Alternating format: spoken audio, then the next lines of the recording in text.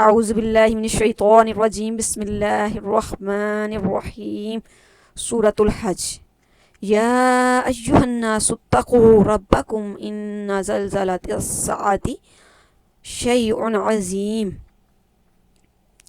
سورة الحج نام مناسک حج کی ادائیگی کے حکم کی مناسبت سے اس سورت کا علامتی نام الحج رکھا گیا۔ اس سورت کی کچھ آیات مکہ معظمہ میں اور کچھ آیات مدینہ منورہ میں نازل ہوئیں۔ اس میں مضامین دیکھ لیتے ہیں میری پیاری بہنوں۔ اس سورت میں مومنین، یہود، مجوس، کفار مکہ اور متردد اور مذبذب 9 مسلموں سے خطاب ہے، اور کفار مکہ، یہود و مجوس کو یہ کہا گیا ہے کہ تم نبی آخر الزمان علیہ السلام کے سلسلے میں ہٹ درہمی اور ضد کو ترک کر کے ان کے پیغام رحمت کو قبول کر لو۔ بصورت دیگر جب عذاب الہی آئے گا تو اس وقت تمہیں تمہارے معبودان باطلہ کے کمزور ہونے کا علم ہوگا، اور اس وقت تم افسوس ملتے رہ جاؤ گے، لیکن اس وقت تمہارا افسوس و ندامت تمہارے لیے ہرگز سود مند نہ ہوگا۔ اس کے ساتھ قرآن مجید نے اپنے مخصوص انداز میں توحید و آخرت پر بھی مدلل اور بھرپور گفتگو کی ہے، تاکہ سلیم الفطرت انسان پیغام ہدایت کے بارے میں غور و تدبر کرتے رہیں۔ کفار سے خطاب کے دوران میں ان کے اس رویے پر گرفت کی گئی ہے، جس کے نتیجے میں انہوں نے مسجد حرام کو اپنی ذاتی جگہ سمجھ رکھا تھا اور بیت اللہ کی مجاوری کرتے۔ اس موقع پر بیت اللہ کی تاریخ کا ذکر کر کے تنبیہ کی گئی ہے کہ اس گھر کی تعمیر حضرت ابراہیم علیہ السلام نے اللہ کی توحید کے اعلان اور صرف اللہ تعالیٰ کی عبادت کے لیے کی تھی، اس لیے تمہیں قطعاً اس بات کی اجازت یا حق نہیں ہے کہ اپنی ذاتی دشمنی کی بنا پر کسی فرد بشر کو بیت اللہ میں داخلے کی اجازت نہ دو۔ نیز مکہ کے نواح میں بسنے والے کفار کو یہ سوچنے کی دعوت دی کہ اگر مستقبل میں تمہارے تعلقات اہل مکہ سے کشیدہ ہو گئے ہیں تو کیا تم ان کے رکنے پر بیت اللہ جانے اور حج اور عمرہ ادا کرنے سے رک جاؤ گے؟ یقیناً یہ بات تمہیں گوارا نہ ہوگی، تو آج سے اس غلط رویے کا تدارک کرو۔ کمزور اور مذبذب مسلمانوں کو سمجھایا گیا کہ تم نے جب ایمان قبول کر لیا ہے تو اس کے نتیجے میں ہر خطرہ برداشت کرنے کے لیے اپنے آپ کو تیار کرو۔ مساہلت اور مداہنت کا رویہ ترک کر کے میدان عمل میں اترو گے تو رحمت الہی کا دامن تمہارے لیے کشادہ کر دیا جائے گا۔ مومنین صادقین کو قریش کے ظلم و ستم کا جواب طاقت سے دینے اور ظلم کا تدارک کرنے کا حکم دیا، کیونکہ اگر ظلم و جبر کا تدارک نہ کیا گیا تو اس دنیا میں عبادت الہی کے لیے تعمیر کی گئی تمام عبادت گاہیں جابروں کے ظلم سے محفوظ نہ رہیں گی، اور اسی مقصد کے لیے مسلمانوں پر جہاد فرض کر دیا گیا۔ مومنین صادقین کو یہ تلقین کی گئی کہ اللہ تعالیٰ جب تمہیں بطور نعمت غلبہ اقتدار دے دیں تو تم حضرت ابراہیم علیہ السلام کے حقیقی وارث بن کر اس دنیا میں امن و سلامتی کے ساتھ زندگی بسر کرنے کے مواقع فراہم کرنا، تاکہ مخلوق الہی اس کائنات میں امن و سکون کے ساتھ اپنی زندگی گزار سکیں۔ نیز اقتدار و سلطنت مل جانے کے بعد جہاد، نفاق فی سبیل اللہ، اقامت صلاۃ، زکوٰۃ، امر بالمعروف نہی عن المنکر اور حج ایسے اعمال تمہارا وظیفہ حیات ہونے چاہیے، اور ان کی بنیاد تقوی یعنی خشیت الہی پر ہے۔ دعوت فکر کے لیے چند نکات دیکھ لیتے ہیں۔ اللہ تعالیٰ سورۃ الحج میں فرما رہے ہیں، لوگوں اپنے رب کا تقوی اختیار کرو۔ حقیقت یہ ہے کہ قیامت کا زلزلہ بڑی ہولناک چیز ہے۔ جس روز تم اسے دیکھو گے حال یہ ہوگا کہ ہر دودھ پلانے والی اپنے بچے سے غافل ہو جائے گی، ہر حاملہ کا حمل گر جائے گا، اور لوگ تم کو مدہوش نظر آئیں گے، حالانکہ وہ نشے میں نہ ہوں گے، بلکہ اللہ کا عذاب ہی کچھ ایسا سخت ہوگا۔ بعض لوگ ایسے ہیں جو علم کے بغیر اللہ کے بارے میں بحث کرتے ہیں اور ہر شیطان سرکش کی پیروی کرنے لگتے ہیں، حالانکہ اس کے تو نصیب ہی میں یہ لکھا ہے کہ جو اس کو دوست بنائے گا اسے وہ گمراہ کر کے چھوڑے گا اور عذاب جہنم کا راستہ دکھائے گا۔ لوگوں اگر تمہیں زندگی بعد از موت کے بارے میں کچھ شک ہے تو تمہیں معلوم ہو کہ ہم نے تمہیں مٹی سے پیدا کیا، پھر نطفے سے اور پھر خون کے لوتھڑے سے، پھر خون کی بوٹی سے جو شکل والی بھی ہوتی ہے اور بے شکل بھی۔ یہ ہم اس لیے بتا رہے ہیں تاکہ تم پر حقیقت واضح کریں۔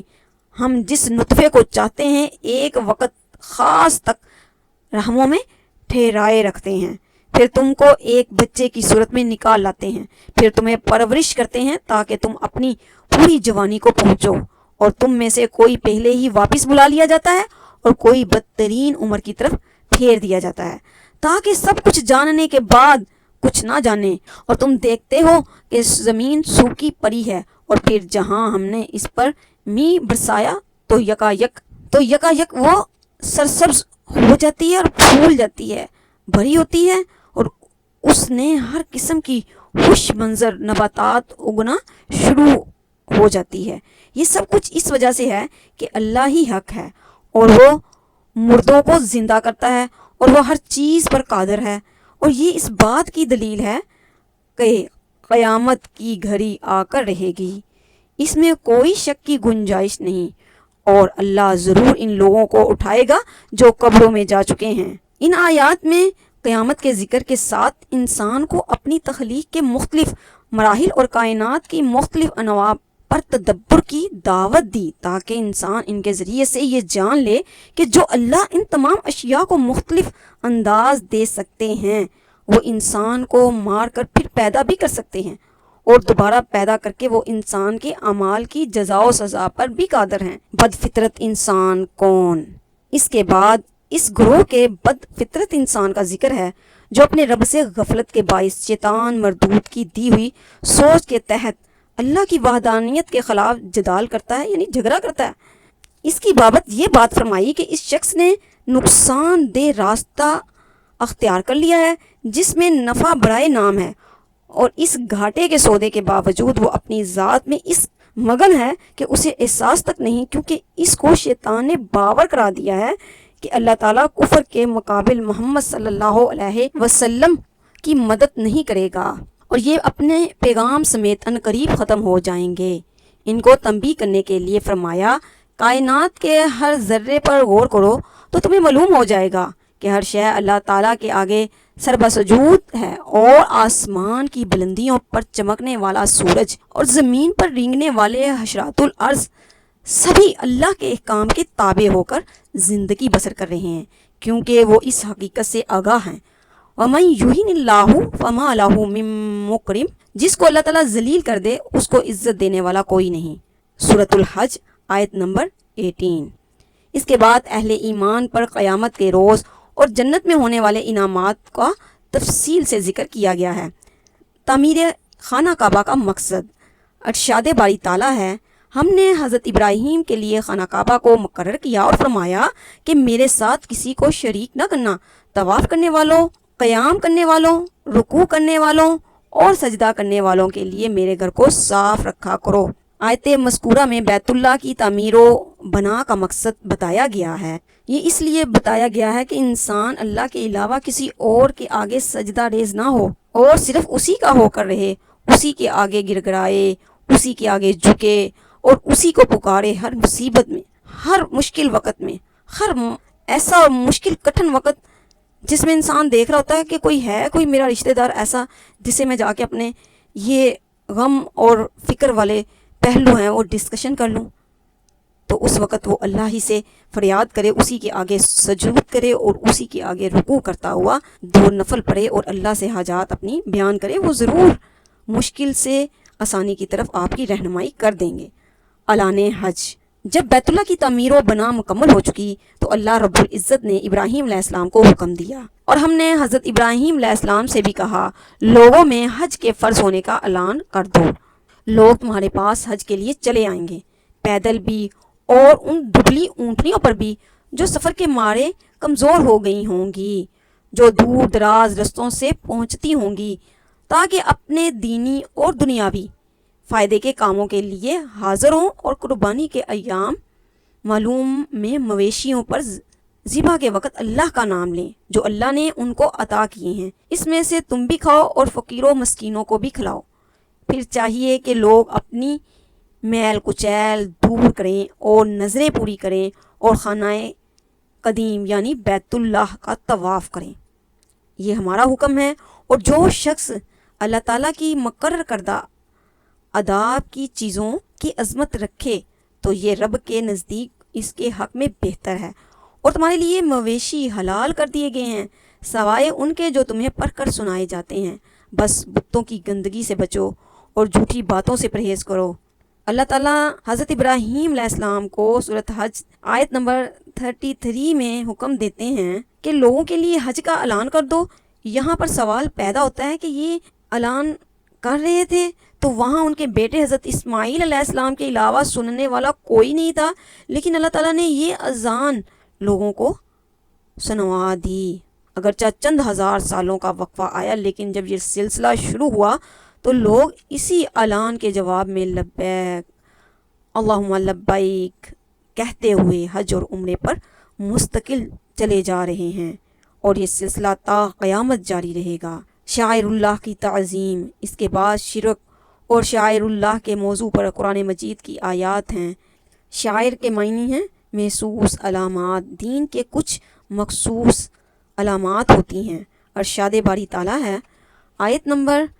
32 میں اللہ تعالیٰ فرما رہے ہیں سورہ حج کی، یکسو ہو کر اللہ کے بندے بنو، اس کے ساتھ کسی کو شریک نہ ٹھہراؤ، اور جو کوئی اللہ کے ساتھ شرک کرے گا تو گویا وہ آسمان سے گر گیا۔ اب یا تو اسے پرندے اچک لے جائیں گے یا ہوا اس کو دور جگہ لے جا کر پھینک دے گی جہاں اس کے چیتھڑے اٹھ جائیں گے۔ یہ ہے اصل معاملہ، اس کو سمجھ لو، اور جو اللہ کے مقرر کردہ شاعر کا احترام رکھے تو یہ کام دلوں کی پرہیزگاری سے ہے۔ تم کو ان سے ایک وقت مقرر تک فوائد حاصل کرنا جائز ہیں، پھر اس کے ذبح حلال ہونے کا موقع بیت العتیق کے قریب ہے، یعنی پھر اسے ذبح کر کے اپنے حج کی شاعر کو پورا کرو۔ اس آیت کریمہ میں اللہ تعالیٰ نے اپنی نشانیوں میں سے ایک نشانی بتائی ہے جو حج کے دنوں میں نمودار ہوتی ہے کہ قربانی کے اونٹوں کو بھی اللہ تعالیٰ نے شعائر میں سے بنا دیا ہے کہ اب ان اونٹوں کی پٹائی نہیں کرنا اور نہ ہی ان سے شدید مشقت لینا ہے۔ اب یہاں ایک سوال پیدا ہوتا ہے کہ اگر قربانی کے جانور بھی شاعر اللہ میں سے ہیں اور ان کی تعظیم کا حکم ہے تو یہ دینی ادارے، درسگاہیں، علم کے مراکز، علماء، اساتذہ وغیرہ جو دین کی آبیاری کے لیے کوششیں کر رہے ہیں، کیا یہ شاعر اللہ نہیں ہیں؟ کیا ہمارے مدارس اور جامعات ایسے شاعر نہیں ہیں جہاں سے تعلیم حاصل کرنے کے بعد ہم اس قابل ہوتے ہیں کہ اپنے دین و ملک کا دفاع کر سکیں؟ کیا ان شاعر کی تعظیم ہمارے طلباء پر واجب نہیں ہے؟ اس کے بعد ان شاعر اللہ کی تعظیم کرنے والوں کی دلجوئی اور حوصلہ افزائی کے لیے یوں فرمایا گیا۔ پیار بڑا خطاب ہے، آیت نمبر سورۃ حج کی 41 میں اللہ تعالیٰ فرما رہے ہیں، اگر لوگوں کو ایک دوسرے کے ذریعہ دفع نہ کرتے اللہ تعالیٰ تو خانقاہیں اور گرجا اور معبد خانے اور مسجدیں جن میں اللہ کا نام کثرت سے لیا جاتا ہے سب مسمار کر ڈالی جائیں۔ اللہ ضرور ان لوگوں کی مدد کرے گا جو اس کی مدد کریں گے۔ اللہ بڑا طاقتور اور زبردست ہے۔ یہ وہ لوگ ہیں جنہیں اگر ہم زمین میں اقتدار بخشیں تو وہ نماز قائم کریں گے، زکوٰۃ دیں گے، معروف کا حکم دیں گے اور منکر سے منع کریں گے، اور تمام معاملات کا انجام کار اللہ کے ہاتھ میں ہے۔ بات سمجھانے کے انداز پر غور کیجئے کہ جو اللہ کی مدد کرے گا اللہ اس کی مدد کرے گا، حالانکہ اللہ تعالیٰ کو مدد کی ضرورت نہیں ہے۔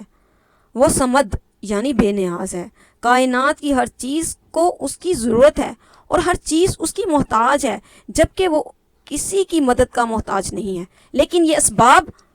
اختیار کیا کہ جو اللہ کی مدد کرے گا اللہ اس کی مدد کریں گے۔ یہ بالکل اسی طرح ہے جیسے فرمان الہی ہے۔ سورۃ البقرہ کی آیت 245 آیت میں ہے، کون شخص ہے جو اللہ تعالیٰ کو اچھے طور پر قرض دے پھر اللہ تعالیٰ اس کے ثواب کو بڑھا کر بہت زیادہ کر دے گا۔ ذرا غور کیجئے کہ اللہ کو کس کی مالی اعانت اور قرض سے کیا سروکار ہے، کیونکہ وہ تو خود ساری دنیا کو رزق دے رہے ہیں، روزی پہنچا رہے ہیں۔ یہ بالکل وہی سلوک ہے جیسے ہم بچوں سے پیار کے انداز میں ان کی سطح پر اتر کر گفتگو کرتے ہیں، روٹی کو چوچی کہتے ہیں، خود اپنے بچوں کو جیب خرچ دیتے ہیں، پھر ہاتھ پھیلا کر ان سے قرض مانگتے ہیں۔ اللہ تعالیٰ اسی انداز میں ہم سے بات کر رہے ہیں جو ہماری سمجھ کے مطابق ہے کہ انسان بھی تو ایسا ہی کرتا ہے کہ جو تمہاری مدد کرتا ہے تم اس کی مدد کرتے ہو، جو تمہاری ضرورت کا خیال کرتا ہے تم ہمیشہ اس کا خیال رکھتے ہو۔ تو ایسا ہی سودا ہمارے ساتھ کر لو کہ اللہ نے رسول کو بھیجا تاکہ ہم اپنی زندگی اس کی راہ پر گزار دیں، اور یہی اللہ کی مدد ہے۔ ہم یہ کر لیں گے تو اللہ تعالیٰ ہر موڑ پر ہماری مدد کریں گے، کیونکہ وہ قوی اور زبردست ہے۔ پھر اللہ کی مدد کرنے والوں کی 4 صفات بیان کی گئی، اور دوسروں کو بھی اس کی تعلیم دیں اور دوسروں کو بھی اس کی طرف گامزن کرنے کے طریقے ڈھونڈیں، اور اقامت صلاۃ یعنی نماز کا نظام قائم کریں گے، جو زکوٰۃ کا نظام قائم کرتے ہیں۔ نمبر 3، نیکیوں کا حکم دیتے ہیں، برائیوں سے روکتے ہیں۔ یہ وہ لوگ ہیں جن کی مدد اللہ کرتے ہیں۔ یہ اللہ کی مدد ہے نا، زکوٰۃ کا نظام قائم کریں، نیکی کا حکم دے اور برائیوں سے روکیں، اور لوگوں میں دین کا فہم انڈیلنے کی کوشش کریں۔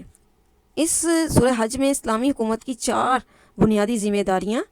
بیان کی گئی ہیں، اور کبھی غور کریں تو پتہ چلے گا کہ انسان کی فلاح و بہبود انہی 4 کاموں کے ذریعے ہوتی ہے۔ گویا سیاسی، معاشی اور سماجی بہبود کا تحفظ انہی 4 کاموں کے ذریعے سے ہوتا ہے، لیکن شرط یہ ہے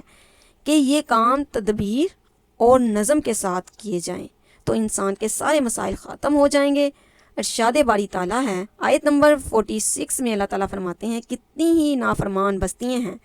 جن کو ہم نے تباہ کیا اور آج وہ اپنی چھتوں پر الٹی پڑی ہیں، کتنے ہی کنویں بیکار ہیں اور کتنے ہی محل کھنڈر بن گئے ہیں۔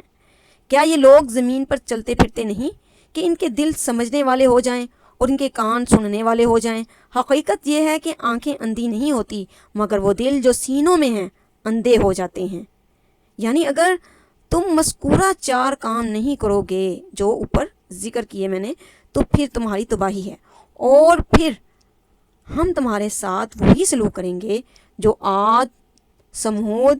قوم لوط اور اصحاب مدین کے ساتھ کیا گیا۔ دنیا میں تمہیں بڑے بڑے محل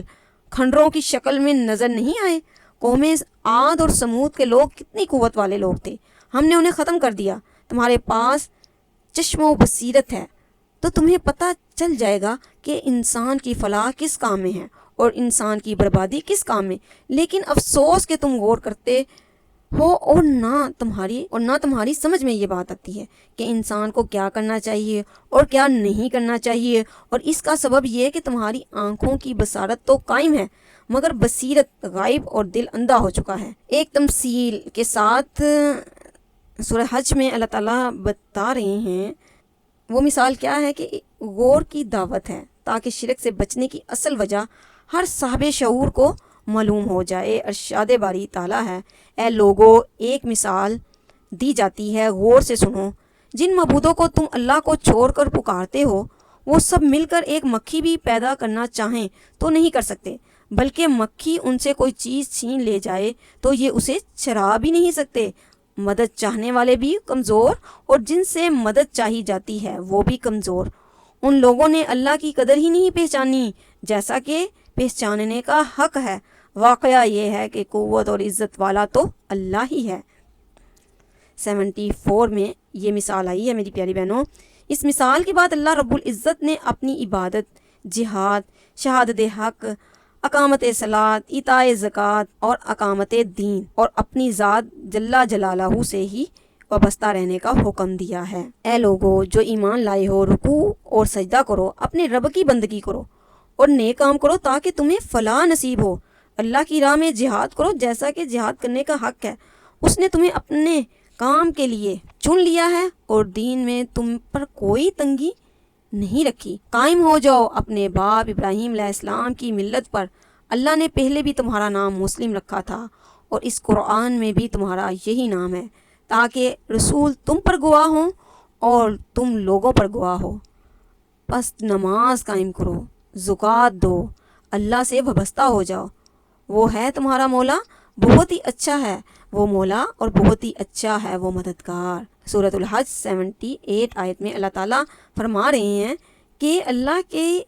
راستے میں جہاد کرو، جد و جہد کرو، اس کو قائم کرنے کی کوشش کرو،